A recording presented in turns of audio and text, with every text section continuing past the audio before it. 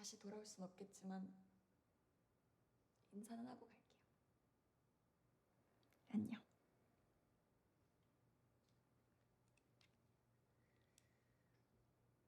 컷. 2, 3.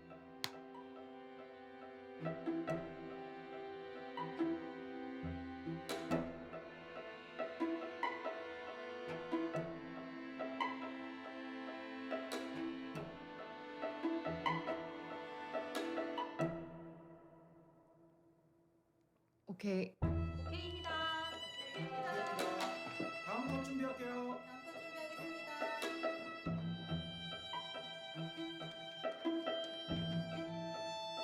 준비하겠습니다.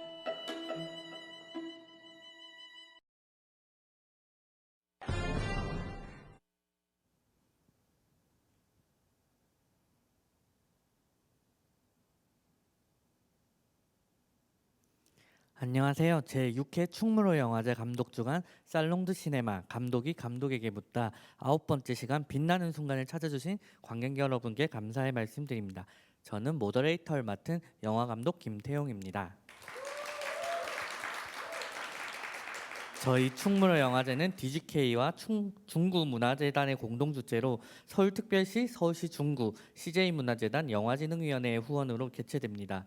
감독님 모시고 앞으로 1시간 반 동안 영화에 대한 깊은 이야기를 나눠보겠습니다. 자, 여기 빛나는 순간에 소준문 감독님 소개드리겠습니다. 네, 안녕하세요. 저는 빛나는 순간 연출한 소준문 감독입니다. 네, 오늘 이렇게 만나 뵙게 돼서 너무 반갑고요. 또 오늘 또 라이브가 제가 또 처음이다 보니까 살짝 떨리고 막 그렇긴 한데 중간에 약간 이렇게 버벅대더라도 또 좀 너그럽게 봐주시고 이렇게 영화 얘기를 또 길게 할 수 있어서 정말 네, 좋은 것 같아요. 네.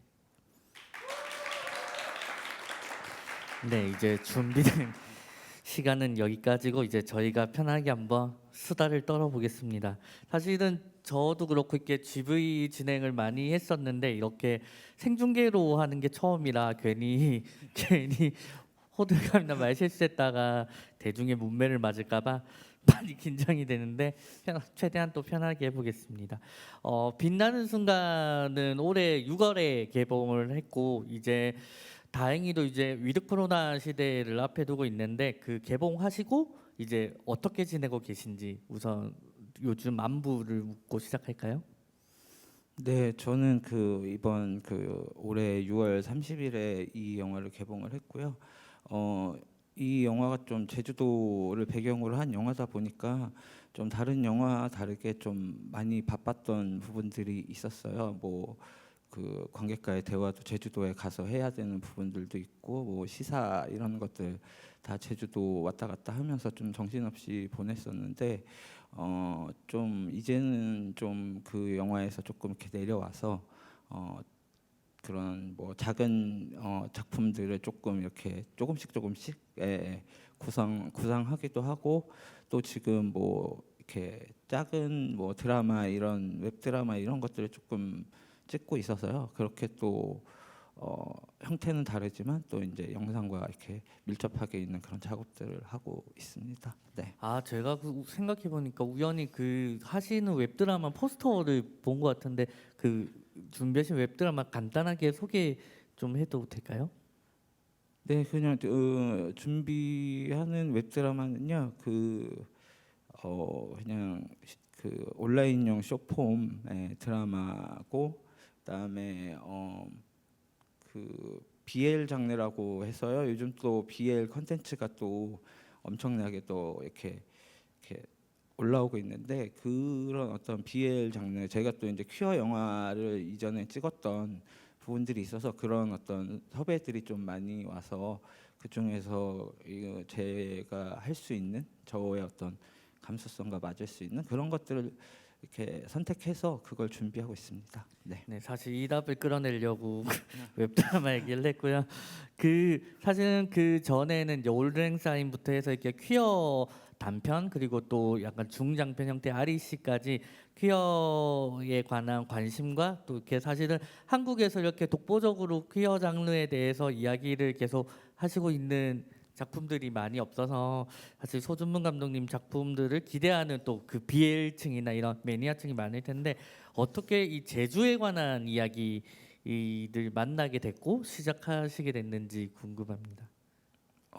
제가 제주도라는 공간 자체를 굉장히 좋아했었거든요. 근데 이제 그냥 뭐랄까 관광지로서만 생각했던 어떤 지점들이 있어서 그냥 쉬러 가고 뭐 이랬었는데 이제 그 안에서 역사 투어를 하게 되면서 제가 이제 제주도에 대한 다른 어떤 모습들 또 아픈 상처들 이런 것들을 또 알게 되다 보니까 그것에 대한 어떤 이야기를 써야겠다라는 생각이 들었고요.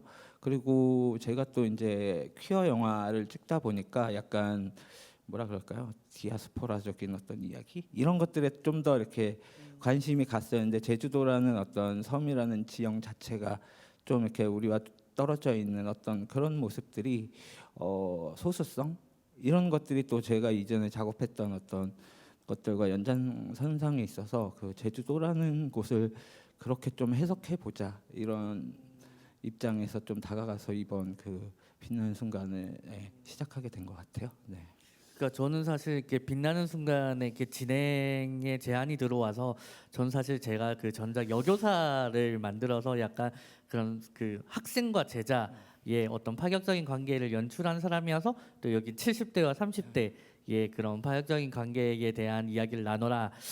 사실 그 약간 또 나눠라 하면 민망해서 못 나누지만 그런 거라고 생각했는데 영화를 실제로 보니까 저는 사실 그런 관계에 관한 이야기이기도 하지만 정체성에 관한 이야기를 계속 이어가시고 있다는 생각이 들었어요. 어쨌든 그 내가 누구인가, 난 어디에서 태어났는가, 또 나는 어떻게 살아갈 것인가에 대한 고민을 30대인 경운도 하고 그리고 이제 70대에 이제 논을 맡고 있는 진옥도 같은 고민을 하고 있다는 생각에 있어서 이 영화는 또 정체성에 관한 이야기라고도 생각이 들더라고요. 네, 그 부분에 대해서도 고민을 많이 했고요.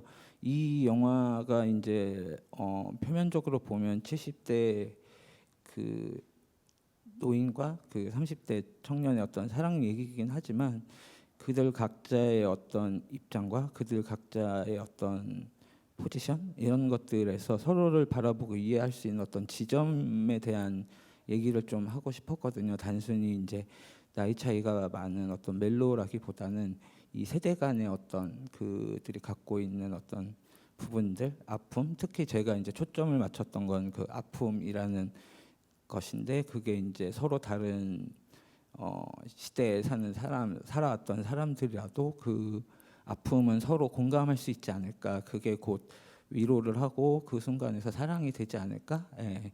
그런 의미로 저는 접근을 했었고요. 그게 곧 이 어떤 이 세대들의 정체성에 대한 이야기일 수도 있겠다라는 고민을 가지고 접근을 했었는데 뭐 개봉했을 때는 파격 막 이런 걸로만 좀 많이 이야기가 돼가지고 이런 이야기가 많이 이렇게 얘기되지는 않았었거든요. 막 뭐 기사나 뭐 이런 데서 막 70대와 파격 막 이랬는데 솔직히 영화를 보신 분들은 그렇게 느끼시진 않으셨어요. 왜냐면 기대했던 것보다는 별로 파격적이지 않더라. 뭐 이런 얘기들도 있었는데 저는 이런 파격을 원하진 않았고요. 그러니까 설정 자체에 파격은 있을지 몰라도 이것들이 흘러가는 것들은 모두가 공감할 수 있는 이야기를 만들자라는 게 저의 목표였기 때문에 그렇게 생각해서 아마 이렇게 영화가 나온 것 같아요. 네. 이 얘기를 들으신 관객 여러분들 중에 궁금하신 분도 있을 것 같아요. 그러니까 감독이 사실 어디까지 관여를 개봉에 있어서 어디까지 관여를 하나, 거기 뭐 홍보라든지 포스터나 뭐 이렇게 카피 이런 거에 대해서 궁금해하시는 분도 계실 텐데 사실 이제 거긴 또 감독의 권한 바뀌어가지고 저희도 이제 여교사 개봉 때에도 비슷하게 노출, 기만을 파격 이걸로 더 많이 이렇게 얘기가 돼서 사실은 비슷한 입장에서 또 뭐 곤란하기도 했고 또 아쉽기도 했고 그런 부분이 있는데요. 저는 사실 그 이 빛나는 순간에서 가장 좋았던 부분은 그 두 사람의 사랑을 그 관객에게 설득하려고 노력하지 않았던 것 같아요. 영화를 보신 분들은 아시겠지만 어느 순간 둘이 하고 있는 하고 있는 그런 순간이 사실 설득하게 우리는 이렇게 사랑에 설득하는 게 아니라 서로의 어떤 그 마음을 주고받는 순간이 켜켜이 쌓이면서 딱 그 한순간에 서로의 눈빛으로 이렇게 표현되는 게 되게 세련된 멜로 영화의 연출이라고 생각이 들었습니다.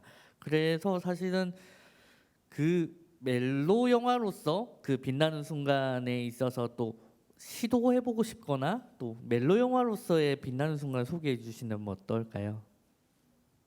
네, 뭐 파격이란 말을 아까 앞전에 말씀드렸지만 솔직히 그 일고에서는 전형적인 파격이 있기는 했었어요.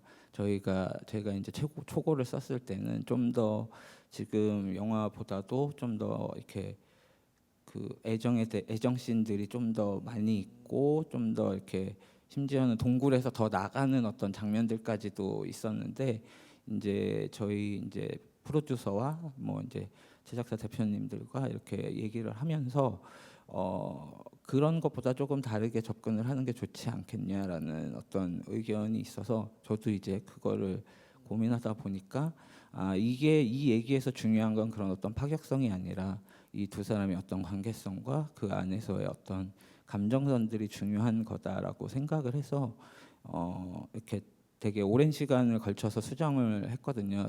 시나리오를. 그래서 이제 지금의 어떤 흐름의 어떤 감정의 흐름에 이제 영화가 나왔고요. 그냥 저는 이 영화를 찍으면서 가장 힘들었던 건 그거였던 것 같아요. 왜 좋아해라는 질문. 그걸 제가 어떻게 설득시킬까에 대한 고민을 굉장히 많이 했어요. 근데 저는 답이 안 나왔어요. 왜 좋아하는 걸 아는 사람들이 이 세상에 있을까? 과연 그래서 저희 뭐 프로듀서는 뭐 조금 그 고두심 선생님의 섹시함을 좀 가미해야 되지 않을까. 왜냐하면 우리가 남녀를 바라봤을 때 남녀의 사랑 속에서도 어떤 반하는 순간들은 그런 외적인 순간들인데 그런 걸로 어느 정도의 어떤 뭐랄까 정당성 내지 어쨌든 설득을 좀 하고 가야 되지 않나라고 했는데 저는 모르겠어요. 제가 이전부터 찍어왔던 어떤 영화들이 성소수자에 대한 영화다 보니까 그런 것들을 설득하고 싶지 않았어요. 그냥 있는 그대로 보여주는 그것이 더 뭔가 그들을 진솔하게 보여줄 수 있는 어떤 방식이지 않을까라는 생각을 했고요. 그래서 저는 이 영화를 이제 기획했고 뭐 그러면서 이제 프리 프로덕션 때 그런 얘기들을 철저하게 좀 무시를 했던 것 같아요. 난 없다. 그러면 이렇게 저희 PD한테도 어떤 순간에 사랑에 빠졌는지 정확히 말할 수 있냐라고 했을 때 다들 그것들은 각자의 어떤 순간이 있다라고 생각을 했기 때문에 저는 그것이 이 영화 안에서 엄청나게 막 화려하게 보이거나 이러지 않더라도 어떤 지나가는 순간순간에 그런 모먼트들은 있지 않을까. 그러면서 그 모먼트들을 관객분들이 각자의 어떤 입장에서 찾을 수 있지 않을까라는 생각에서 저는 그냥 그런 흐름으로서 이 영화를 좀 만들려고 했었던 것 같고요. 그래서 그 부분들이 아마 다른 멜로와 조금 다른 점이지 않을까라는 생각도 하고 있어요. 어찌됐든 제가 해왔던 작업의 연장선이었기 때문에 그렇게 가는 게 맞다라고 저는 생각했고 제 지인 중에 이 영화를 보신 분은 보자마자 그랬어요. 퀴어 영화네. 왜냐하면 이게 약간 어쨌든 70대 노인과 30대 청년의 사랑이라는 게 또 소수성을 갖고 있기 때문에 그 부분에 대해서 이제 또 그런 맥락으로서 제가 해왔던 어떤 작업의 연장선에 있다라고 주변에서는 또 이렇게 봐주셔서 저 또한 그것을 좀 의도했고 그런 부분들을 가져가고 싶었기 때문에 그런 점이 아마 다른 멜로 영화들과의 좀 차별성이지 않을까라는 생각을 했습니다. 네. 그러니까 관객 입장에서 보면 사실 이 영화에서 가장 헷갈린다고 생각되는 것은 사실은 이제 거의 어머니뻘 되다 보니까 그 경훈이 진옥에게 느끼는 감정이 사랑인지 아니면 모성애인지 이에 대해서 약간 좀 헷갈릴 수 있겠다라는 생각이 들었고 그거에 대해서 저는 지연우 배우랑 또 어떤 이야기를 나누었는지 궁금해요. 네, 솔직히 그 고두심 선생님의 어떤 연기보다도 제일 걱정이 됐던 건 지현우 씨의 어떤 연기였어요. 연기의 어떤 테크닉이 아니라 이 캐릭터를 받아들이는 것에 대한 어떤 이해나 그것들을 자기화시키는 지점이 굉장히 어렵겠다라는 생각을 했거든요. 근데 저는 지현우 씨한테 그 얘기를 했던 것 같아요. 저는 사랑에는 계급이 없다. 젊다고 해서 그 사랑이 다 갖고 있는 것도 아니고, 그리고 그렇잖아요. 이게 젊은 사람이 왜 좋아해라는 이 말 자체가 굉장히 저는 뭐랄까 차별적인 발언이지 않나라는 생각도 하거든요. 모든 사람들의 어떤 사랑이라든지 그 가치관들은 다양한데 그것들을 우리가 굉장히 재단에서 보고 있는 것이 아닌가라고 해서 저는 지현우 씨한테 그랬던 것 같아요. 그냥 동등한 입장에서 이 사람을 바라보는 시선을 갖는 게 되게 중요할 것 같다. 이 사람이 70대라는 게 아니라 그냥 내 옆에서 나를 위로해주고 나를 봐주는 사람이라고 생각하면 그냥 그것이 감정으로 좀 이어지지 않을까라고 얘기를 했고요. 그다음에 또 뭔가 또 그게 안 되면 이 자연의 기운을 좀 빌려봐라 뭐 이런 얘기까지도 하기도 했어요. 왜냐면 제주도가 워낙에 이 대자연이 굉장히 아름다운 곳이기 때문에 이곳에서는 뭐라도 못할까 그런 그냥 우스갯소리로 이렇게 넘겨서 얘기도 했긴 했지만 그럼에도 불구하고 지현우 씨는 캐릭터에 대해서 굉장히 고민을 많이 했어요. 그래서 이 시나리오를 보자마자 한라산에 찾아가서 그 대자연의 정기를 받으려고 굉장히 노력을 많이 했고 지현우 씨에게는 또 이게 어떻게 보면 하나의 도전이었다라고 본인 스스로는 얘기하기 때문에 근데 저는 좀 미안한 것도 있긴 했었어요. 지현우 씨가 굉장히 연하남 캐릭터로 굉장히 굳어져 있는 부분들이 있는데 이 영화가 완전 쐐기를 박는 게 아닐까 막 이런 걱정도 했었는데 지현우 씨는 그런 것들보다도 그냥 내 감정에 충실해서 그 사람에게 가는 어떤 연기를 해보겠다라고 해서 저는 현장에서 되게 좋았던 것 같아요. 특히 선생님이 잘 이끌어 주셨고 그러면서 지현우 씨 또한 그런 뭐랄까 선생님을 넘어서지 않으려 했다라는 것 저는 그게 되게 고마웠던 것 같거든요. 왜냐하면 대배우와 연기를 했을 때는 자기가 약간 그것들을 넘어서고 싶은 어떤 욕망에 약간 이런 어떤 부분들이 있거든요. 근데 굉장히 자기 스스로가 그것들의 어떤 호흡을 맞추고 자기 선생님에 대한 어떤 예의와 이런 것들로 이렇게 가다 보니까 저는 그 호흡들이 배우들의 어떤 서로에 대한 배려 이런 것들도 하나의 이제 이 영화의 감정선을 만들어 주는데 되게 좋은 역할을 하지 않았나 네 그런 생각을 했습니다. 네. 그러니까 자연스럽게 배우 얘기로 넘어가면 그 사실은 저는 뭐 고두심 선생님 얘기도 곧 하겠지만 고두심 선생님 보다 못지않게 그 지현우 배우가 이 영화에 출연하고 그리고 배우로서 성장하는 게 사실은 이렇게 영화가 이렇게 진행될수록 그게 함께 느껴지더라고요. 아무래도 배우에게는 어떤 상대역을 만나느냐에 따라서 사실은 그 배우의 역량과 또 성장이 이루어진 것 같은데 사실 보면서 저는 그 최근에 작년이었나요? 나왔던 드라마 중에 눈이 부시게라는 드라마에서 김혜자 선생님과 호흡을 맞춘 남주혁 배우와 비슷한 느낌이었던 것 같아요. 지현우 배우가 훨씬 또 이게 데뷔도 빨리 이렇게 일찍 하셨고 사실은 꽤 이제 사실 오래된 시간을 배우로 살아가고 계신 분인데 사실 드라마 활동을 많이 하시다 보니까 영화에서 스크린으로서 참 뵙기가 힘들었는데 이번 작품을 통해서 사실 저는 딱 한순간 그 마지막에 그 펍에서 그 제주 이제 서울 가자고 했을 때 그때 그 씬의 감정에서 지현우 배우가 완전히 이제 이 영화를 몸에 흡수했구나 그리고 경운이한 사람으로 살아가고 있구나라는 생각이 들어서 저는 되게 반갑기도 했고 또 다른 많은 영화들을 통해서 볼 수 있는 도화선이 되었던 것 같아요. 지현우 배우라는 분을 또 이렇게 스크린에서 볼 수 있는 기회가 되었던 것 같고 그러면은 사실 그 지현우 배우가 저도 이제 기사에서 봤는데 그러면 한라산을 올라갔던 게 그 본인이 하겠다고 결심을 하고 올라가신 거군요. 아니 그 시나리오를 받자마자 갔다고 하더라고요. 근데 되게 재밌었던 게 뭐냐면 저희 스텝이 또 그 제주도 헌팅을 갔다가 그 한라산 올라갔는데 거기서 또 마주친 거예요. 그래서 이것은 어쩌면 운명이다. 그래서 그 지현우 씨가 아직 답을 주진 않았지만 할 거다라는 어떤 확신이 저는 이제 생겼는데 아니나 다를까 다행히도 이제 지현우 씨가 제주도를 갔다 온 이후에 이걸 하겠다라고 딱 해서 저는 너무 고맙고 그다음에 그런 어떤 재밌는 우연들이 있었던 부분들이 있고요. 지현우 씨에 대해서 좀 더 얘기를 드리면 지현우 씨는 촬영 내내 그 매니지먼트에서 아무도 오지 않았어요. 일부러 자기가 부르지 않았고요.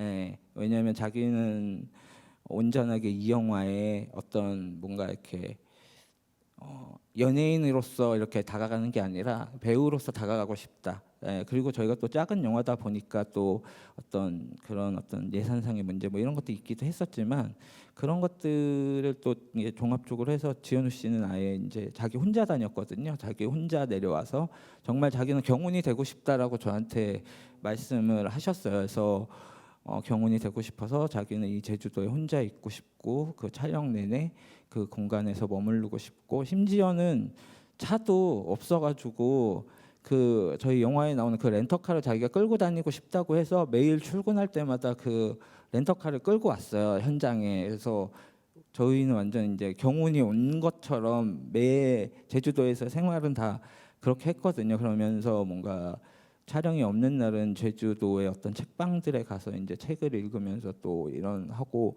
해녀분들 또 만나면서 앞으로 찍을 씬에 대해서 이제 해녀에 대한 어떤 그런 어떤 부분들을 또 배우기도 하고 굉장히 열성적이고 되게 이렇게 정성을 쏟아서 이 영화에 임했던 게 저는 되게 감동적이었거든요.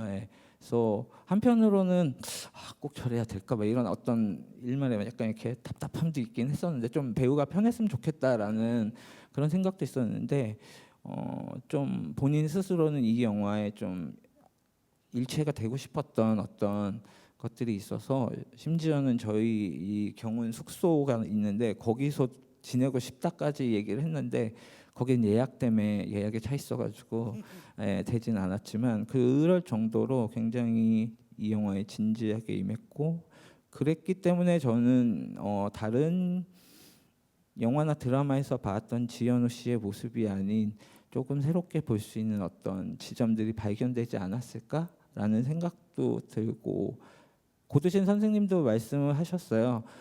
지현우 씨가 이 영화를 찍고 났더니 어떤 자신감이 보이고 그러면서 자기 스스로에 대해서 뭔가 정돈을 할 수 있는 기회가 됐던 게 아닌가라고 선생님도 이렇게 눈에 보기에 되게 많이 변해 있는 어떤 지점들에서 되게 칭찬을 많이 하셨던 것 같아요. 네.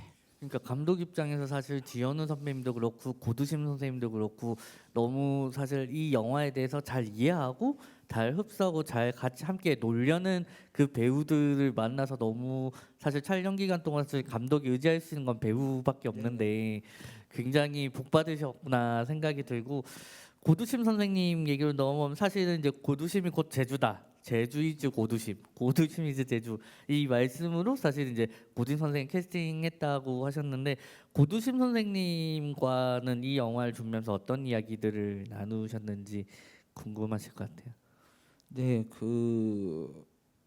이 영화의 시나리오 쓸 때부터 염두에 뒀던 어떤 유일한 배우였고요. 그래서 되게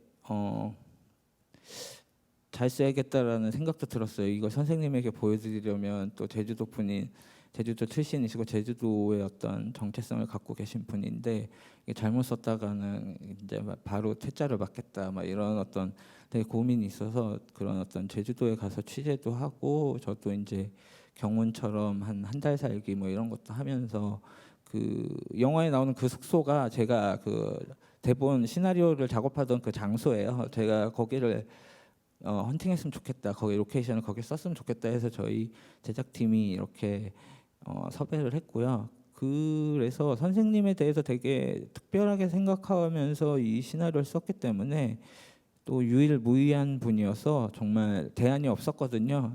이 영화에 대해서 제가 생각했을 땐 정말 제주도의 어떤 정체성이 정말 이렇게 정체성이 이렇게 꽉꽉 들어찬 어떤 느낌으로 가고 싶다라고 생각을 했기 때문에 정말 제주 말을 표현하시는 데 있어서도 어색함이 없어야 되고 굉장히 이렇게 네이티브한 어떤 지점들과 모든 색깔들을 다 이렇게 제주의 색으로 이렇게 갖고 계신 분이었으면 좋겠다라고 했을 때 고두진 선생님이 유일했기 때문에 시나리오를 이제 다 쓰고 이제 건네드릴 때 굉장히 잠이 안 왔어요. 이게 이제 선생님께서 안 하신다 그러면 이 영화는 거의 이제 침몰하는 수준까지 가는 부분이니까 되게 내일 만나 뵙고 이제 코멘트를 들어야 되는데 어떻게 해야 될까? 이게 안 된다 그러면 이제 저희 PD도 마찬가지로 이 영화가 이제 중단되는 어떤 기로였다. 선생님이 안 하신다 하시면은 그럴 정도로 되게 절실했고 간절했던 어떤 부분들이 있었는데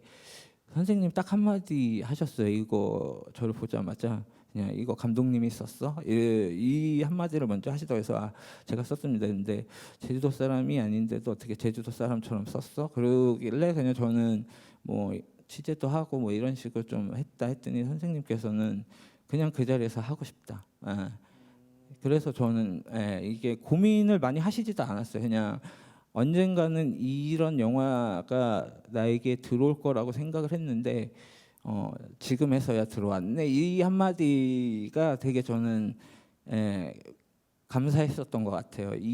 제가 이 영화에서 하고 싶은 이야기, 이 영화로서 보여주고 싶었던 부분들을 선생님은 그냥 다 알고 계셨던 것 같아요. 그리고 본인이 안 하면 이 영화는 안 된다까지도 알고 계셨기 때문에 이게 이제 작은 규모의 예산의 영화임에도 불구하고 나 아니면 할 사람 없잖아 이렇게 하시면서 그냥 예스의 대답을 하셔서 저는 되게 기분이 좋았어요. 왜냐하면 저희 PD님과 저희 뭐 제작사에서는 우스갯소리로 선생님이 안 되면 진짜 젊은 배우를 어떻게 분장을 시켜서 해야 되나 막 이럴 정도로 굉장히 어쨌든 그 선택의 폭이 없었기 때문에 다행히 했는데 저는 선생님의 처음 만났을 때 그 모습이 너무 좋았어요. 왜냐하면 선생님 댁 근처에 카페에서 만났는데 저는 어쨌든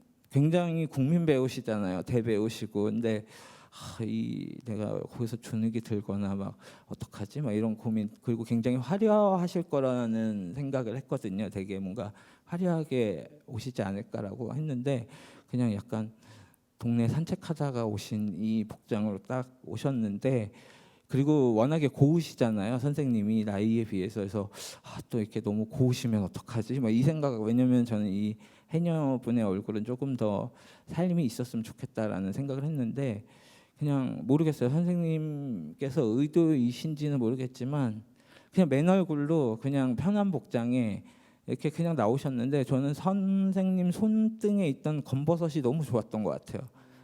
이걸 가리지 않고 이렇게 이 검버섯이 막 펴 있는 손을 보는 순간 그냥 그냥 이 느낌대로 가면 되겠구나라는 생각을 했거든요. 그만큼 뭔가 그 선생님이 어떤 꾸미지 않는 어떤 지점들이 이 영화에 또 이제 진옥이라는 캐릭터와 또 맞닿아 있었기 때문에 저는 그게 되게 인상적이어서 말씀하시는 내내 손만 쳐다봤던 것 같아요. 이 선생님의 손의 어떤 부분들, 이 주름과 이 검버섯과 막 이런 어떤 것들을 막 봤을 때 좀 모르겠어요. 이게 영화 감독들이 가끔 그런 꽂히는 게 있잖아요. 네, 그래서 그거에 꽂혀가지고 좀 약간 복받쳤다 그럴까? 저런 부분들을 좀 영화에 다시 이제 이 대본을 그 시나리오를 수정할 때 좀 그런 부분들을 좀 더 놓아야 되겠다라는 고민들을 해서 아마 그 영화에서 그 경훈이 진옥의 손을 잡았을 때도 아마 분장을 손에 하지 않았어요. 왜냐면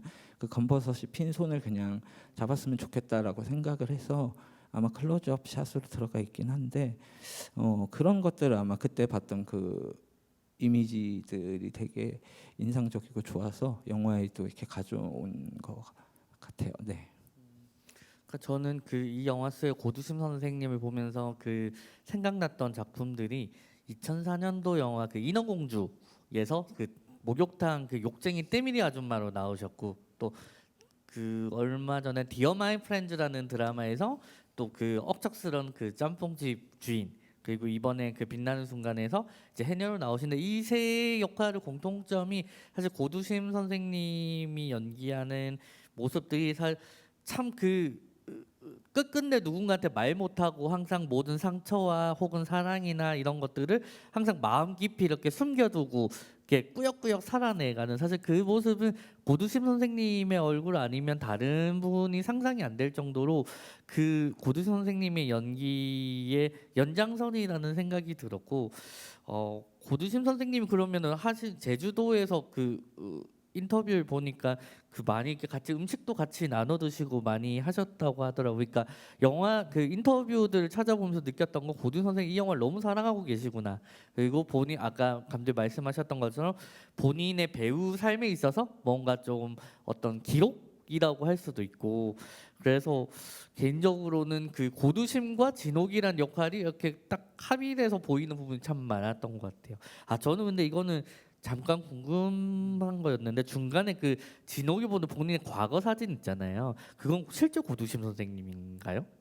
네네, 그거는 실제 고두심 선생님 얼굴이고요. 고두심 선생님 네. 실제로 해녀복을 입으시고? 해녀복 그건 합성이긴 한데요. 아. 네, 그냥 그 사진이 좀 재밌어요. 지금 의미화를 두자면 실제 지금 선생님의 몸에 옛날 선생님의 얼굴을 합성한 거거든요. 그게 저희한테는 좀 재밌는 소품이었어요. 왜냐하면 지금 70대의 몸에 이 해녀복을 입으신 몸에 저희가 이제 그 선생님께서 그 제주도에서 그 고등학교 때 뭐 이렇게 무용을 하셨기 때문에 그런 어떤 남아 있는 사진들이 있어가지고 그거를 이제 합성을 했었던 건데 선생님도 그 사진이 합성이긴 했지만 되게 좋아하셨던 것 같아요. 이게 내 지금 몸에 20대 얼굴, 그 10대 때 뭐 20대, 10대 이 얼굴이 이렇게 붙어 있는 어떤 것들이 좀 묘하다라고 말씀을 하신 게 어쩌면 이 영화의 어떤 부분이지 않나라는 생각도 또 했어요. 네. 그러니까 되게 재밌는 게 다른 배우였으면 사실 당연히 합성이겠지 하고 네. 넘어갔을 텐데 고두심 선생님이다 보니까 야, 고두심 선생님 옛날 해녀복도 입으셨구나. 그래서 너무 자연스럽게 이렇게 넘어가는 흐름이 있었던 것 같아요. 그게 사실 이 영화와 고두심 선생님이 약간 운명 같은 생각이 들었고 되게 재밌는 일화는 또 그 고두심 선생님의 후배한테 들었던 얘기인데 그 고두 선생님 나왔던 고등학교에 도심장학금이라고 해서 그 고 선생님 같이 이렇게 예술 사실 제주도에서 이렇게 육지로 사실 뭔가 예술의 꿈을 가지고 나가기가 참 힘든데 그런 분들 그런 학생들을 위해서 이렇게 도심장학금이라고 해가지고 또 이렇게 아직까지도 이렇게 후배들을 양성하는 일을 하신다고 하시더라고요. 그래서 고든 선생님 대해서 다시 한번 또 존경스러운 마음이 생겼습니다. 네, 그 선생님께서 제주도에서 이제 서울로 올라오셨을 때 연기 너무 하고 싶었는데 그 집안에서 반대를 하셔가지고 그런 되게 한이 좀 쌓여 계셔가지고 약간 그런 연기를 하고 싶은 친구 뭐 그런 어떤 예술 분야에 있는 분들에 대해서 도움을 많이 주고 싶어 하셨던 것 같아요. 그 선생님의 뭐 그 연기의 어떤 시작하게 된 뭐 이야기도 되게 드라마틱 하시더라고요. 뭐 회사에 취직하셨다가 다시 또 이렇게 전화가 와서 가시고 또 이 제주도라는 공간 자체가 모계사이긴 한데 또 굉장히 또 가부장적이에요. 아들만 서울 보내고 딸들은 제주도에 남겨놓고 막 이래서 이거에 이제 선생님은 약간 그 대범한 기질이 있으셔가지고 나도 서울 갈래 막 이래가지고 오빠 밥 해줄 테니까 보내주세요 이렇게 해서 거기서 이제 본인께서 이제 연기 준비를 해서 다 이렇게 방송국에 이렇게 합격하시고 뭐 이런 얘기들을 들으면 재미있어요. 선생님이랑 재밌었던 건 영화 얘기를 이렇게 주고받는 것보다 선생님의 삶에 대한 이야기를 주고받은 시간들이 많거든요. 그러다 보니까 저는 단순히 이 연기의 톤이 뭐 대사가 어떻다 이런 얘기를 하기보다 그냥 선생님의 어떤 자연스러운 이야기 속에서 그런 톤들을 끌어올 수 있는 부분들이 되게 좋았거든요. 선생님이 게다가 이제 또 굉장히 영상적으로 말씀을 하신다 그럴까? 굉장히 뭔가 말씀을 하시면 이 눈앞에 그림이 그려지는 어떤 화법으로 얘기를 하셔서 그 선생님 한번 같이 대화를 하면 모든 사람들이 다 이렇게 빨려 들어가는 이게 지금 아마 여기 오셨으면 아마 그 선생님의 어떤 이야기로 1시간 반이 다 채워지지 않을까 싶을 정도로 굉장히 흡입력과 막 이런 사람들을 끌어당기는 매력이 있으셨거든요. 그래서 그런 얘기들을 굉장히 제주도 안에서 또 많이 주고 받았던 것 같아요. 제주도의 어떤 풍경 속에서 선생님의 어린 시절이라든지 그런 것들을 떠올리면서 저는 또 이제 현장 안에서 또 진옥이라는 캐릭터의 유년 시절을 또 대입하기도 하고 예, 그런 식으로 하다 보니까 저는 이 영화 속의 캐릭터를 빌드업하는 시간들이 또 배우와 함께하면서 그런 이야기를 주고받는 어떤 순간들이지 않았나라는 생각이 들고 굉장히 선생님과의 어떤 것들은 뭔가 모르겠어요. 되게 이렇게 끈끈해진 어떤 느낌. 선생님도 말씀해 주셨다시피 이 영화를 굉장히 사랑하셨어요. 이게 개봉이 끝날 때까지도 굉장히 뭔가 어떤 부분에서 아쉬워하시고 어떤 부분에서는 기뻐하시고 굉장히 뭐 해외의 뭐 영화제에서 또 여우주연상을 타셨을 때는 막 눈물까지 흘리실 정도로 본인 스스로가 이 캐릭터에 대한 되게 애정이 넘치셨기 때문에 저는 그것이 또 이 진옥이라는 캐릭터를 이렇게 만들어 주시지 않았나 되게 감사해 하고 있습니다. 네. 그러니까 오늘 사실 이 자리에 고든 선생 함께 하셨으면은 저희가 좀 덜 부담스럽게 고두심의 제주도 여행 이렇게 한번 같이 할 수 있었는데 되게 요즘 드라마 촬영 때문에 오늘 또 함께 자리하지 못하셨다고. 네, 저희 그 배우분들이 또 영화도 찍으시지만 이 드라마에 더 이제 저희가 친숙하신 배우분들이시잖아요. 그래서 지금 다 작품 활동을 하고 계시고요.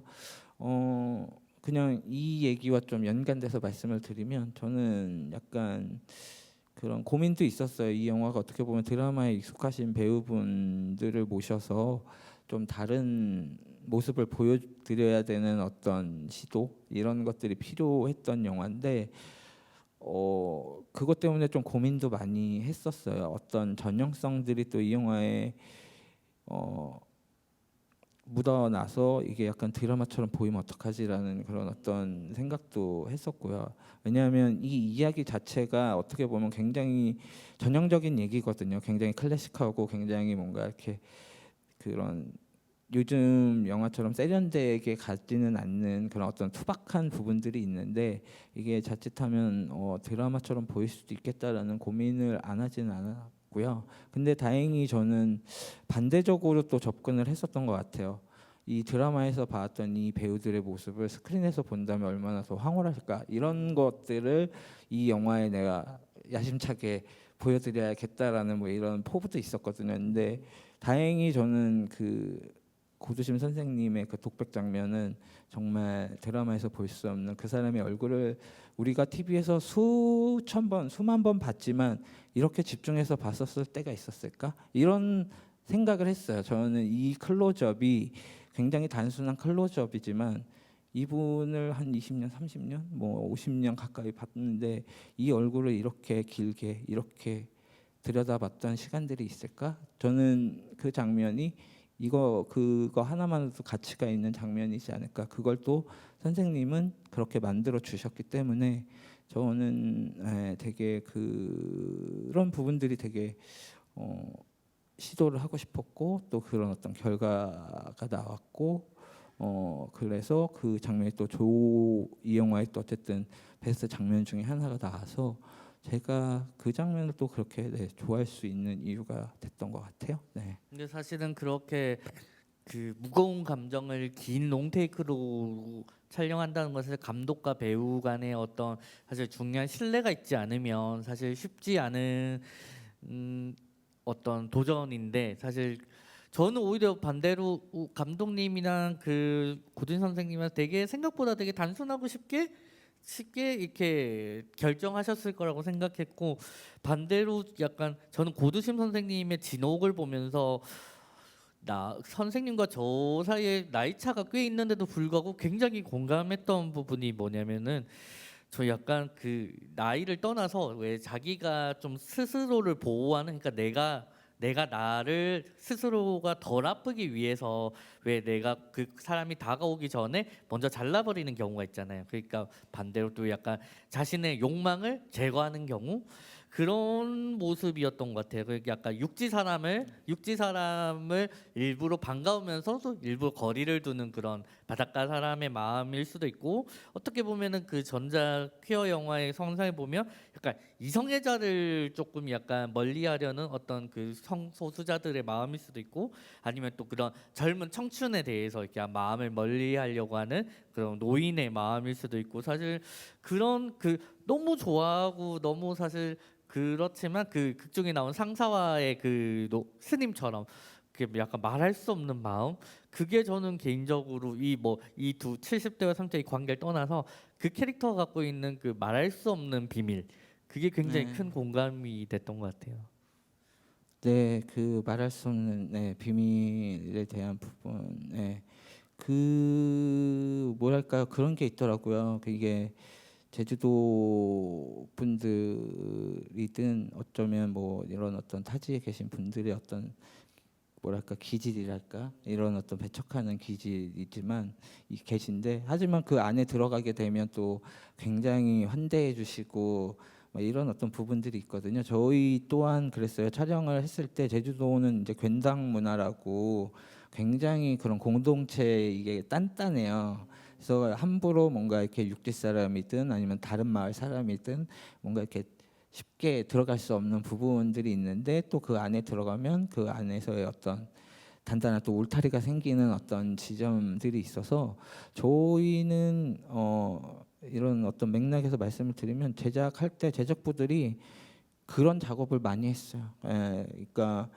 뭘 장소 헌팅이나 뭐 이런 로케이션에 대해서 부분도 다 뭔가 여러 단계가 있었거든요. 근데 저희 뭐 하듯이 뭐 그 공문서를 내면 뭐 이렇게 이런 단계 이런 게 아니라 이장님을 만나고 부녀 회장님을 만나고 막 이런 어떤 그 마을 분들의 어떤 분들과 다 이렇게 차례대로 친해져야 되는 어떤 이렇게 친밀감을 쌓아야 되는 어떤 지점들이 있어 저희 제작부들은 거의 이제 일주일 동안 막 가가지고 그런 작업들을 많이 했거든요. 아니면 정말 제주도의 지인을 통해서 가든 뭐 이런 식으로 해서 그 마음을 여는 부분들이 제일 먼저 시작을 할 때 그런 부분들에 대해서 접근을 했고요. 그러니까 영화를 찍겠다라고 뭔가 무작정 이렇게 다가가는 것보다는 그러니까 영화라는 걸 일단 버리고 그러니까 이게 경운과 같은 마음이었어요.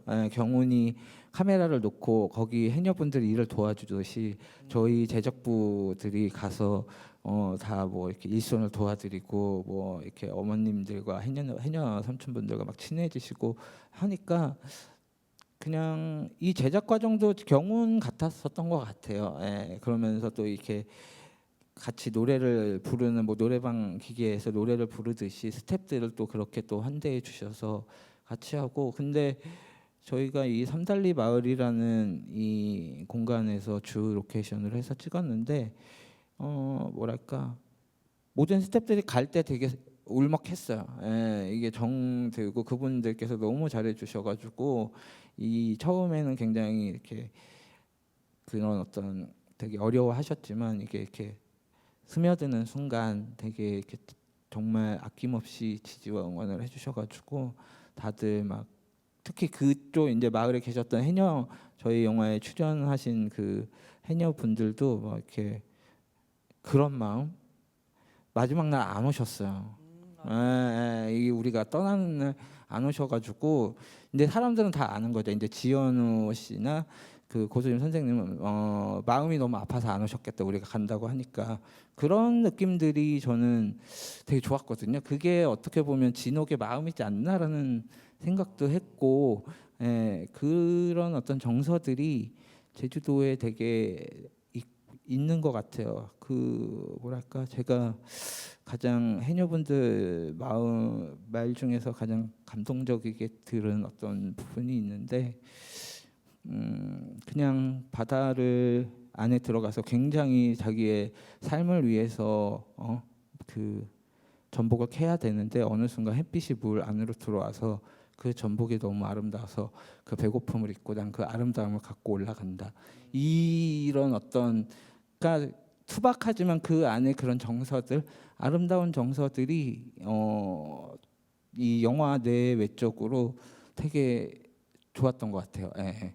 그런 부분들이 이 영화 안에도 좀 진옥의 마음이지 않을까 뭐 이런 생각으로 계속 같이 만들어 나간 부분들도 있는 것 같아요. 제가 시나리오를 썼지만 그것들이 이제 제주도에서 그 분들과 배우분들과 이렇게 같이 융화가 되고 같이 하나가 되면서 점점 이렇게 끝날 때까지 만들어갔다고 할까? 예, 그런 지점들이 있어서 되게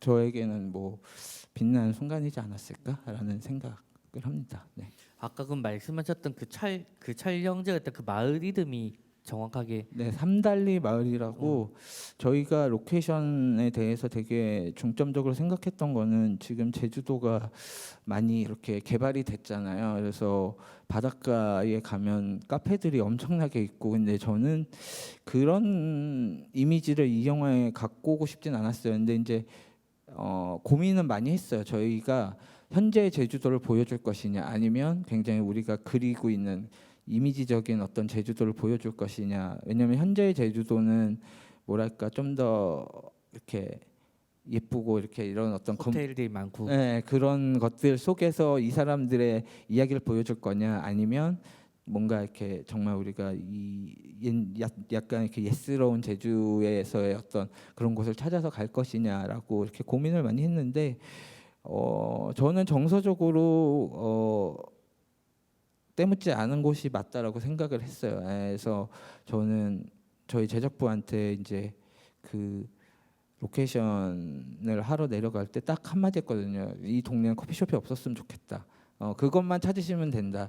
커피숍이 없는 동네만 찾으시면 된다 했는데 진짜로 여긴 커피숍이 없는 동네여가지고 저는 그게 너무 마음에 들었고 마을 자체도 조용하고 아직까지 뭔가 이렇게 바닷가 앞에 편의점 이런 게 없고 카페도 없고 그냥 횟집 하나 있는 이런 정서들이 너무 좋았기 때문에 저희 제작팀들이 정말 잘 찾았다. 예. 그럼 다들 식사는 어디서 하셨어요? 그게 그 횟집에서 했어요. 아, 늘 횟집. 그 횟집에서 그 식당이 그 해녀 작업장 바로 앞에 있는데 그 거기 이제 사장님도 바다에 맨날 배 타고 나가셔서 갖고 온 거를 해주니까 저희 그 스태프들은 솔직히 되게 좋은 음식을 먹었어요. 왜냐면은 이제 갓 잡은 우럭이나 이런 거 막 해주시니까. 근데 또 경훈 이 영화에 나와서 파스타집 가듯이 다들 이제 생선이 아무리 좋아도 이제 조금 질린다 그래서 막 다들 이탈하고 막 이랬긴 했었는데 그냥 그 촬영 자체도 그랬던 것 같아요. 저 되게 다른 촬영들보다 좀 더 뭐랄까 때묻지 않았다 그럴까 뭐 아무튼 그런 어떤 그 정서 안에서 계속 움직였다라고 할까요? 그래서 보면 선생님 지인분들도 많이 찾아오셨는데 저희 티테이블은 특이하게도 막 이런 콜라 막 이런 뭔가 이렇게 봉지로 된 과자가 아니라 맨날 오메기 떡과 무슨 돼지고기 수육 뭐 그 돈베고기가 있거나 되게 이렇게 제주스러운 티테이블이 있었거든요. 뭐 제주 뭐 그런 뭐 막걸리 뭐 이런 것들이 있고 막 이래가지고 솔직히 스태프들은 전혀 촬영이 힘들고 어려웠지만 이런 음식을 먹게 되고 막 이러니까 불만은 많이 없었어요. 왜냐하면 힘들고 그랬어도 선생님이 또 제주도 음식을 되게 많이 사주셨거든요. 막 그래서 그런 어떤 저희 스태프들은 요즘 만나면 그때가 너무 그립대요. 그때 힘들었지만 그렇게 내가 바로 바다를 볼 수 있고 쉬면서 바다를 보고 이런 좋은 음식을 먹으면서 투덜댈 수도 있고 막 이런 어떤 그 현장은 빠르게 돌아갔지만 그런 여유롭고 뭔가 그런 것들을 잠깐이나마 이렇게 만끽할 수 있는 순간들이 그때가 되게 좋았구나. 이제 여기 서울로 오면서 촬영하면서 그런 상상은 이제 하지 못한다. 그래서 그때를 되게 그리워하더라고요. 네. 그 삼달리 마을이면 그러면은 제주로 치면 어디 쪽에 있는 건가요?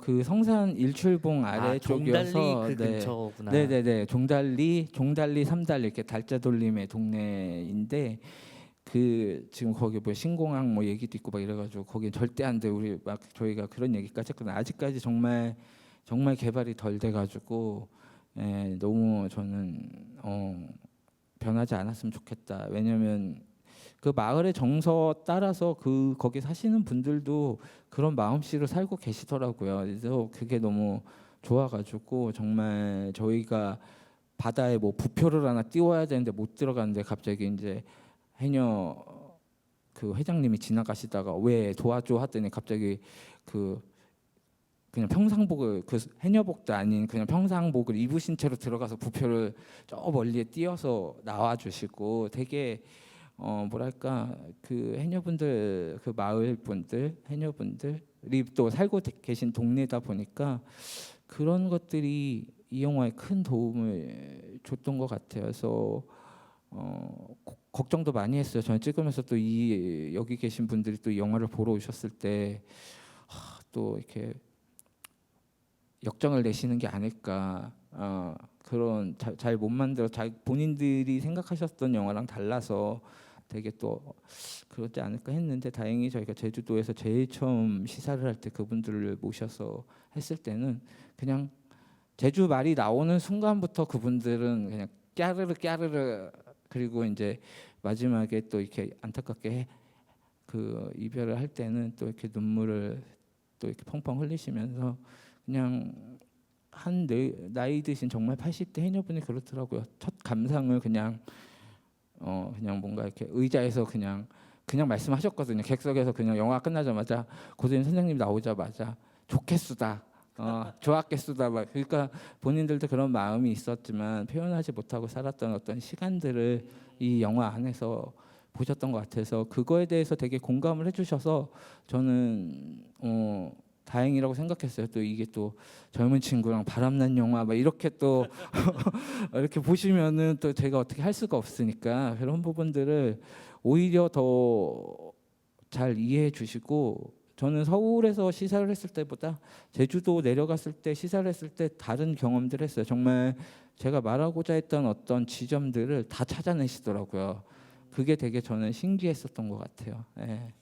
갑자기 생각난 건데 비슷한 의미로 그 왜 그 경훈이 떠나고 이제 그 어떤 아저씨랑 그 선생님이랑 이렇게 세 명이서 있는 상태에서 그 고등 선생님이 이제 그랑 같이 떠나고 싶다 이런 얘기를 하잖아요. 근데 그때 그 전혜진 배우였죠. 그 배우가 조용히 그냥 눈물 이렇게 한 방 뚝 흘리더라고요. 사실 그 마음이지 않나 싶었어요. 그러니까 그 진옥의 마음을 가장 잘 알고 내가 뭐라고 말을 할 수는 없지만 그 마음을 이렇게 눈물로 표현하는 그래서 저는 개인적으로 그 장면이 굉장히 인상적이었고 그리고 이 영화에는 이게 생략되어 있는데 저는 그 생각도 했어요. 그 제주도를 다룬 드라마 중에 옛날 김수현 선생님 쓰셨던 인생은 아름다워라는 드라마가 있는데 거기에 보면 제주의 어떤 풍습이라고 할 수는 없지만 그런 이야기 중에 그 남편이 바람이 나서 제주도를 이렇게 한 바퀴 이렇게 돌다가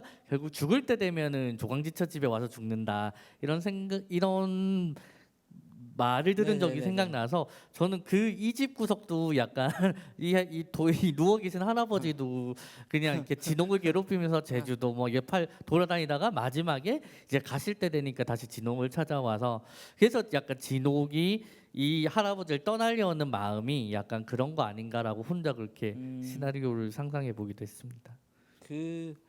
그런 건 있었어요. 제주도에서 시사를 했을 때 가장 공감을 하셨던 거는 누워 계신 남편분도 있었지만 그 어촌 계장 너무 현실적이다. 저렇게 일 안 하고 맨날 돌아다니고 입만 이렇게 변죽만 올리고 다닌다. 이걸 보시면서 그런 것들에 대해서 좀 제주도가 뭐랄까요? 조금 정서적으로 뭔가 이렇게 묘한 부분들이 있어요. 모계 사회인데 또 가부장제가 엄청나게 또 단단하고 그러면서 또 열려 있는 것 같은데 또 닫혀 있는 것 같기도 하고 되게 뭔가 공간 그 안에 어떤 공간과 사람들의 어떤 정서가 뭔가 이렇게 하나로 얘기할 수 없다 그럴까? 예, 이것들에 대해 가만 보면 왜 이렇게 또 이렇게 고생을 하시면서 남편은 저렇게 극진히 모시지? 막 이런 그거를 막 이렇게 막 뭐라고 할 수도 하고는 싶은데 또 얘기를 들어보면 그런 또 이야기가 아니다 보니까 그런 제주도가 갖고 있는 뭐랄까 고조선 선생님은 그런 얘기하세요. 그게 제주도의 매력이지 않을까? 뭐 이런 얘기를 하셔서 그런 부분들. 근데 그런 건 있더라고요. 뭔가 제주도 분들의 어떤 정서적인 부분들이 진옥같이 그렇게 뭔가를 말하지 않고 참는 어떤 부분들. 예, 그게 이제 역사적인 어떤 사건과 지금의 어떤 그것도 그렇고 저는 그런 것 같아요. 그 참는 게 그 사람이 몰라서 참는 게 아니라 나쁜 것을 보지 않고 좋은 것을 아름다운 것을 간직하려고 참는 거 아닐까? 그걸 그냥 참는 게 아니라 뭐 어떤 부분들을 간직하는 모습이지 않을까라는 생각을 하거든요. 그만큼 되게 열려 있는 어떤 사람들이지 않을까라는 그런 접근을 했었던 것 같아요. 예. 오늘 여기 뭐 계시는 관객분들 그렇고 이렇게 여기 생중계로 보시는 관객분들도 그렇겠지만 감독님 얘기 듣고 제주도 너무 가고 싶을 것 같아요. 지금 저도 한 1년에 3-4번 내려가는데 이 영화를 사실 너무 좋아하시고 이런 분들은 말씀하셨던 삼달리 마을 가셔서 그 횟집에서 식사도 해보시고 그 영화 속에 나왔던 촬영지 이렇게 걸어 다니시면서 영화를 이렇게 다시 한번 좀 이렇게 음미해보고 여기가 진옥과 경운이 걸었던 길이구나 이런 추억들을 나눠보면은 좋겠다 생각이 들었습니다. 그 저희가 사전에 이제 객석 그 오늘 오셨던 관객분들에게 질문을 좀 받았는데요. 그 질문을 좀 나누는 시간을 가질까 합니다. 그 박상규님께서 그 감독님은 그동안 여러 편의 단편과 장편을 연출하셨는데요. 단편과 장편 연출할 때 장단점 그리고 느껴지시는 것은 어떤 차이가 있는지 궁금합니다라고 말씀해 주셨네요. 네, 단편과 장편에 대한 어떤 부분들은 뭐랄까요? 저는 뭔가 이렇게 크게 다르지는 않았던 것 같은데 가장 어려운 거는 그건 것 같아요. 덜어내는 것. 예, 그러니까 단편이든 장편이든 어쨌든 그 흐름 안에서 뭔가를 덜어내야 돼서 그 리듬을 만들고 해야 된다라는 점이 가장 어려웠던 것 같고 단편은 뭐랄까요? 그냥 그런 것 같아요. 진짜 영화하는 분들에게 정말 이렇게 솔직한 얘기를 뭐 그렇게 꿈꾸는 분들에게 솔직한 얘기를 하자면 돈에 대한 부분이 가장 걱정입니다. 이게 단편은 조금 이렇게 여유롭지 않아도 뭔가 이렇게 으쌰으쌰해서 찍을 수 있는데 장편은 정말 너무 힘들어요. 이런 예산에 대한 부분들이 이 작품까지 가기가 그것들에 대한 어떤 현실적인 부분들이 너무 힘들어가지고 그런 부분들이 있었고요. 근데 저는 단편은 단편대로의 어떤 저의 어떤 한 부분을 보여줄 수 있다고 한다면 장편은 뭔가 거기서 좀 더 확장돼서 내가 그 하나에 집중했던 얘기들을 좀 더 펼칠 수 있다라는 어떤 그런 장점이 있는 것 같고 그렇습니다. 예, 그냥 모르겠어요. 그 예산이 가장 큰 차이점이지 않을까라는 네, 되게 현실적인 얘기.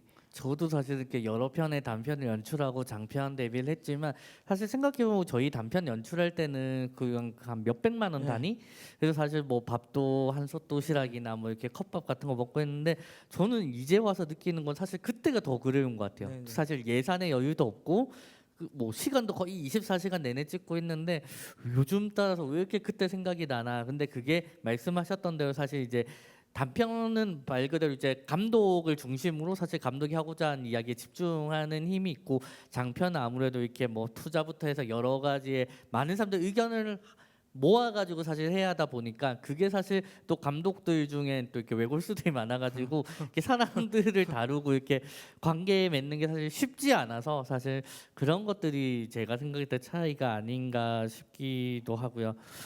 그리고 다른 분입니다. 그 두 인물이 서로 위로와 이해를 통해서 아가페적인 사랑을 넘어선 부분이 감동적이었다고 해요. 근데 감독님은 이런 특별한 순간을 경험하거나 듣거나 보았던 상황이 있었는지, 그러니까 70대와 30대 사랑을 다루고자 했던 그 시발점이 궁금하다고 하십니다. 그냥 그 시발점이라기보다는 제가 이제 제주도에서 한 달 동안 그 시나리오 쓰러 갔을 때 약간 이런 상황이 있었긴 했었어요. 이 영화 같은 뭐 나이대가 엄청 많고 이런 건 아니지만 제주도 분과의 어떤 그런 뭐랄까요, 썸이랄까, 예, 이런 것들이 있는데 그런 어떤 경험을 하면서 좀 더 제주도에 계신 분들의 어떤 정서도 좀 알게 된 것 같아요. 굉장히 비행기를 타고 오면 1시간이긴 하지만 이 무태 사람들과의 어떤 연애 금지령, 약간 스스로 이게 상처를 받고 남을 거라는 거를 좀 알기 때문에 미리 먼저 닫아놓는 부분들이 있더라고요. 그게 되게 열기가 너무 힘들었어요. 솔직히 저도 이제 그 부분에서 실패하긴 했는데 그런 것들을 좀 알게 됐던 것 같아요. 이게 단순히 뭐 장거리 연애 뭐 이런 거라고는 조금 다른 의미인 것 같아요. 이게 이제 바다를 건너와야 된다라는 이 심리적 거리라는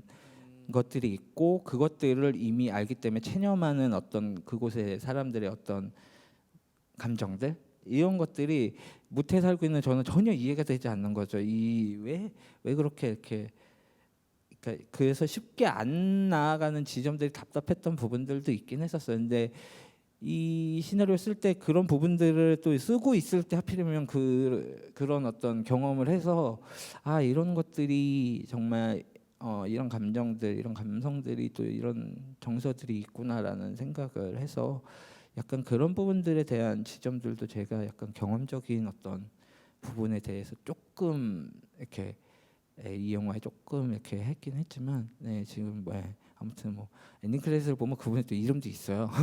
왜냐면 그런 감정을 좀 일깨워줬던 것 같아요. 약간 그런 어떤 제가 그래서 막 몇 번을 비행기를 타고 제주도에 갈 때마다 뭔가 새로운 느낌이 드는 뭐 이런 게 있는데 뭔가 그런 어떤 제주도에 살고 있는 사람의 어떤 정서적인 부분들을 제가 되게 이렇게 어떤 그런 어떤 연애라는 감정, 사랑이라는 감정으로 부딪혀 보니까 또 생기는 어떤 감정들이 있어서 그 부분을 조금 진옥에게 살짝 입혔던 것도 있는 것 같아요. 이게 핵심이네요. 네네. 이게 이 영화의 시발점이자 핵심이었고, 저는 사실 궁금했던 게 사실 이제 제주에 관한 여러 가지 이야기가 나오지만 뭐 4.3 사건 같은 무거운 상처들도 나오고 사실 이 영화의 시작이 어디인가 저도 궁금하긴 했었어요. 이게 진옥이라는 사람에서 시작한 건지 사실 이걸 또 제주에 내려오는 제3자의 시점으로 이 이야기를 진행하다 보니까 사실 이 이야기에 뭐 아니면 정말 그냥 우연히 제주도 놀러 가셨다가 이 제주도는 공간에 대한 어떤 뭐 성찰일 수도 있고 그래서 어떤 마음으로 시작하셨나 했는데 금방 하셔서 사실 그 말이 이 영화에 또 가장 잘 맞아 떨어지는 것 같습니다. 네, 그리고 이수연님이 질문하셨는데요. 세 가지네요.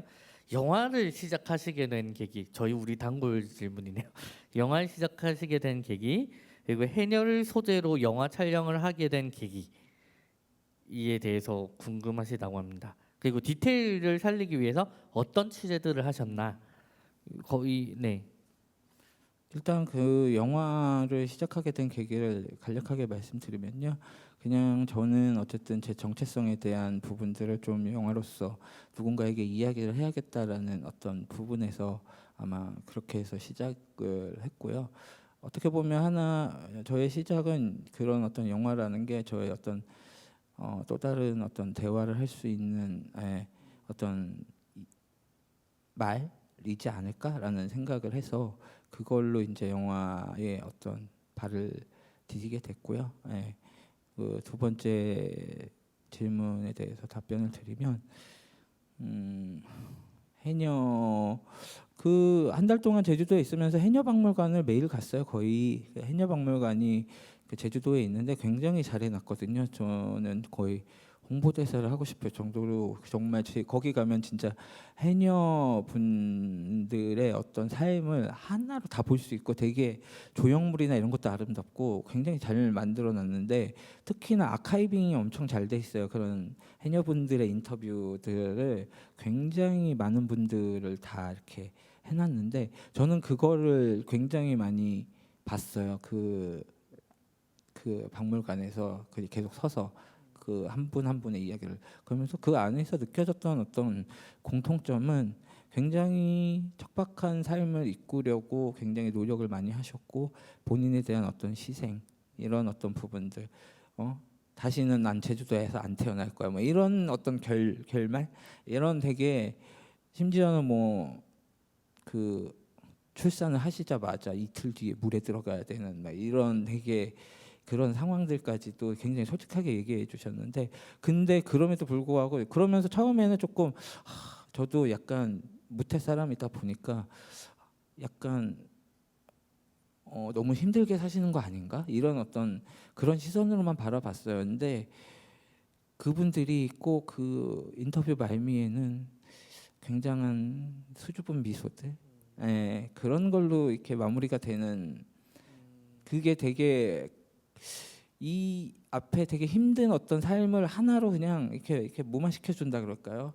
아 그래도 저 미소 하나로 굉장히 아름다운 부분들 이런 것들이 되게 와 닿더라고요. 그래서 저 미소 안에 또 다른 어떤 감정의 결이 있겠다라는 생각을 했어요. 왜냐하면 그 영상은 되게 힘듦에 대한 얘기만 엄청 하셔가지고 정말 너무 힘드시구나 이 생각만 했다가 그 미소 안에서 어떤 모르겠어요. 제 개인적으로 뭔가 또 다른 결을 봤던 것 같아서 그 결이 뭘까라는 생각을 하다가 지금의 어떤 이런 감정, 영화에 나오는 그 감정들이지 않을까.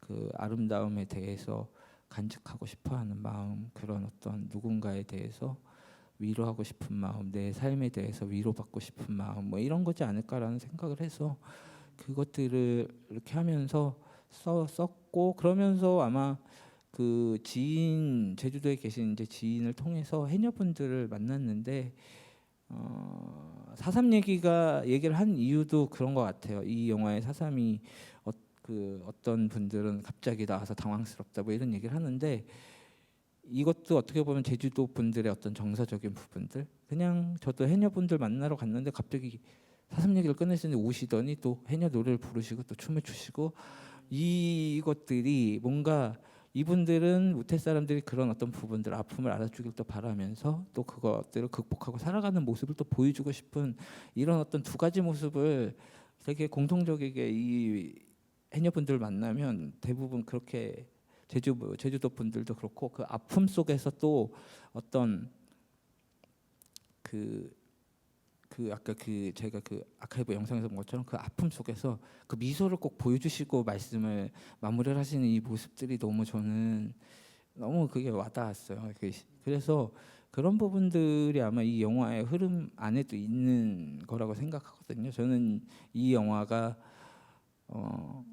새드 엔딩이라고 생각하진 않아요. 해피 엔딩이라고 생각하거든요. 어쨌든 내가 웃을 수 있는 어떤 사람이 내 마음속에 있다라는 걸 간직하는 것만으로도 이 인생의 끝자락에서 되게 행복한 일이 아닐까라는 그 위로라는 어떤 단어를 내가 해줬고 그걸 받았으면 그거 되게 아름답고 행복한 일 아닌가? 내 곁에 없지만 꼭 누군가를 내 곁에 있어야지만 해피한 건 아니잖아요. 그 그리움이라는 정서 자체가 저는 되게 값지고 아름다운 정서라고 생각하기 때문에 그런 부분들을 취재하면서 굉장히 많이 이렇게 얻었던 것 같아요. 이런 정서들 그게 뭔가 단어로 하나 딱 말할 수 없는 그분들의 얼굴을 보면 이렇게 느껴지는 어떤 부분들이 있어서 해녀분들을 취재할 때도 그런 것들에 대해서 인상을 많이 받았던 것 같아요.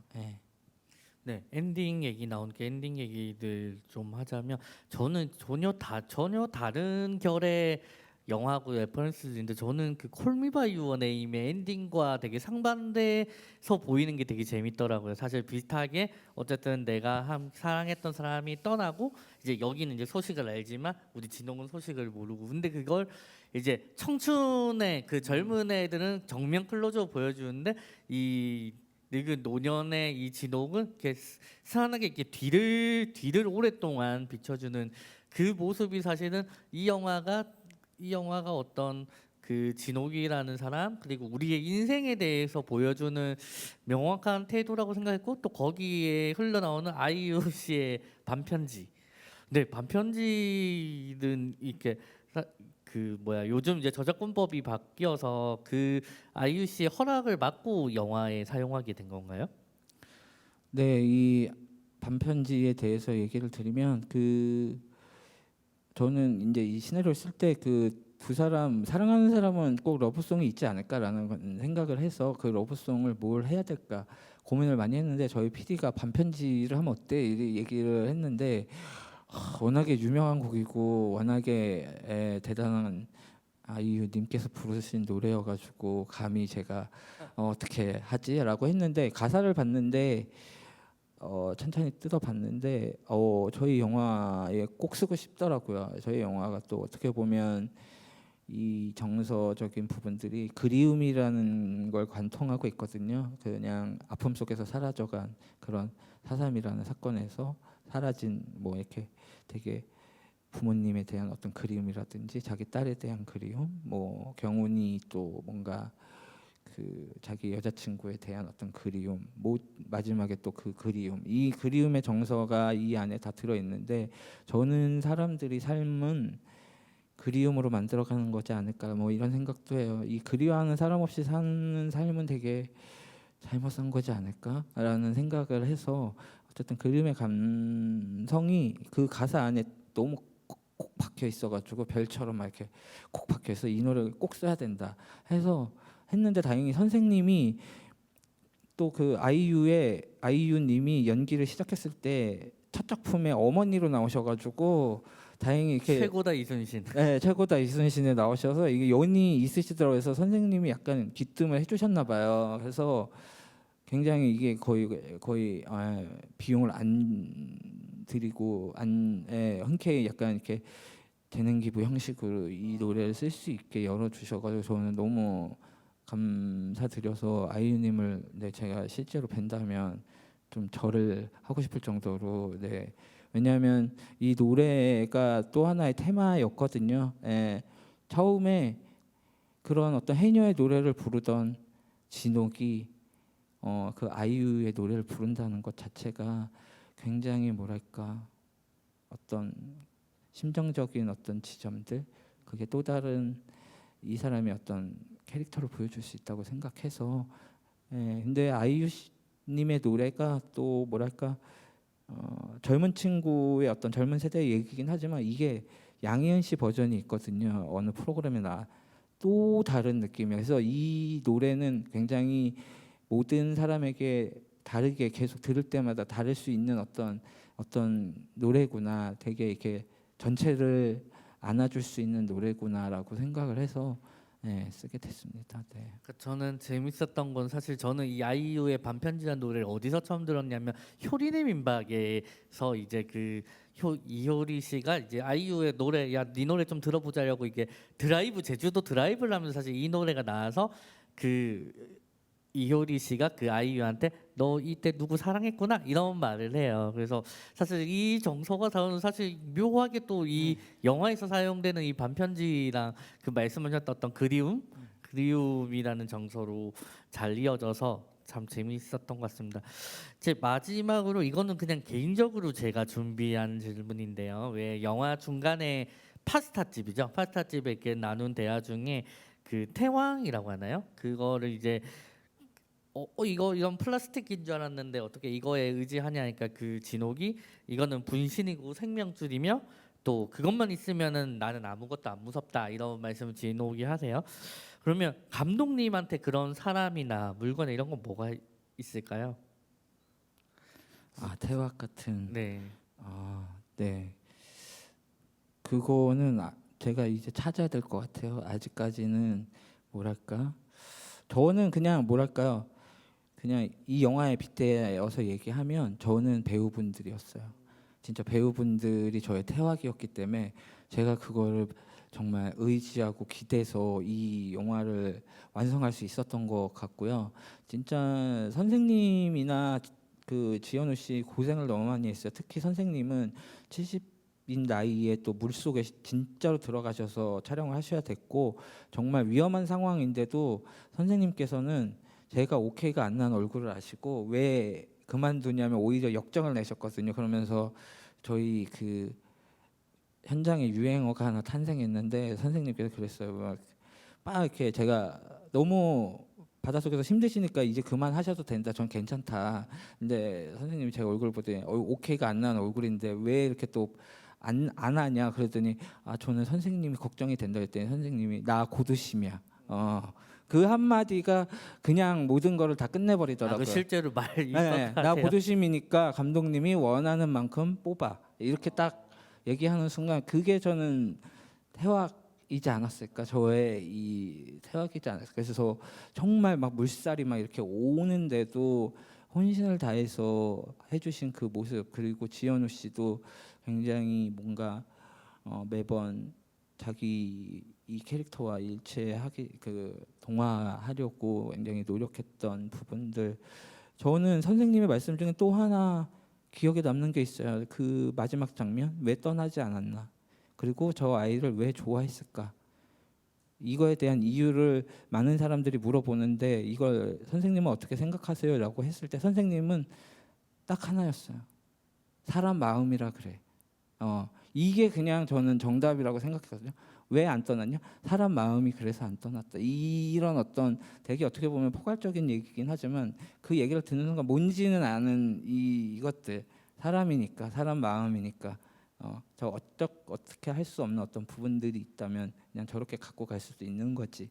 그거에 대해서 우리가 다 말해줘야 되냐? 이런 걸로 선생님은 이 정서를 되게 관통하고 가셔서 제가 처음에 얘기했던 이 어떤 이 사랑에 대해서 뭔가 제가 확고하게 어떤 결론을 내려주고 싶지 않았던 이 부분을 선생님은 그런 식으로 이해를 하시고 연기를 하셨기 때문에 저는 이 영화에서 선생님의 연기가 그렇게 빛날 수 있었던 이유였지 않나라는 생각을 합니다. 네. 네, 저는 오늘 그 감독님이랑 이렇게 얘기를 나누면서 사실 저는 이 영화 보면서 사실 저라는 사람한테 그리움이란 건 굉장히 무서운 거거든요. 이렇게 누군가가 보고 싶고 누군가가 그립고 이건 건 사실 저 스스로를 약간 갉아먹는 행동이라고 해야 하나? 그랬는데 오늘 사실 이 영화와 감독님 얘기를 들으면서 그리움이 또 누군가한테는 삶을 지탱할 수 있는 의지, 그러니까 영화에 나오는 태화처럼 내가 어떤 의지할 수 있는 그런 감정이다라는 또 좋은 마음을 얻고 갑니다. 그럼 마지막으로 감독님 그 보시는 관객분들에게 마지막 인사 한마디 전해드려도 될까요?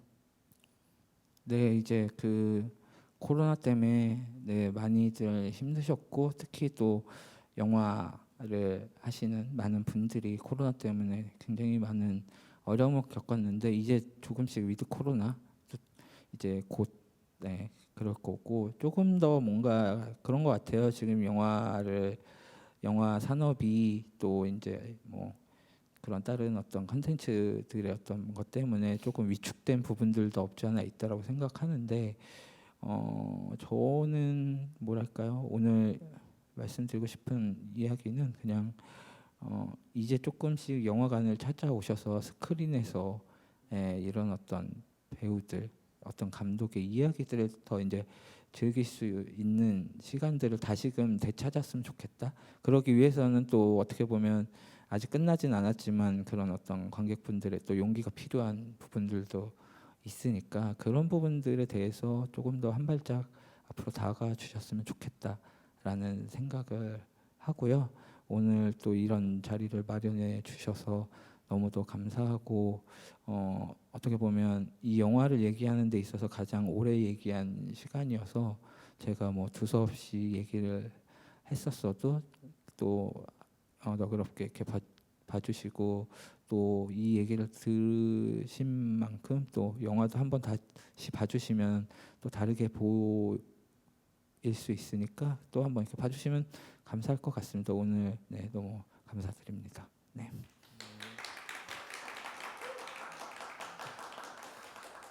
네, 충무로 영화제 감독 주간은 네이버 TV를 통해 생중계되니 남은 프로그램도 많은 시청 부탁드립니다. 영화제 홈페이지 더 cmr.kr을 통해서 프로그램에 대한 정보를 확인할 수 있고요. 이쪽을 보시면은 그 영화제 굿즈가 있습니다. 온라인 굿즈샵을 통해서 굿즈들도 구매 가능하시고요.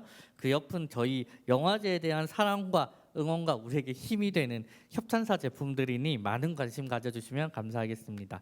잠시 후 오후 2시에 고백의 서은영 감독님과 모더레이터 장규성 감독님의 감감무시 있으니 채널 고정해 주시고요. 지금까지 함께해 주셔서 감사합니다.